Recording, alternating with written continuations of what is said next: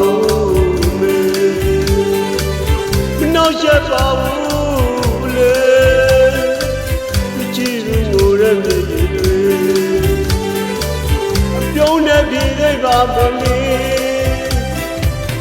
ဒီမင်္ဂလာပွဲမှာဖြစ်နေလုံးငယ်လူမနှွမ်းတာဘူးလေရှင်မတွေ့တော့အောင်ရဲ့ကြည်ကြောင်လေဒီချိန်ကမှတီးဖြစ်ကိုလိုတော့ဘူးလေ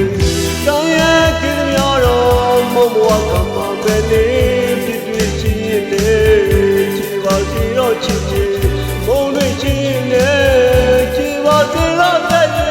ချစ်ရဲ့တူငါကြီးကမြေကြီးချစ်လူရဖို့လေနှစ်တရားတိုင်အောင်ပြုံးပြောင်းမုန်းပဲဖို့လေကျုံးသွားစုတောင်းပေးလိုက်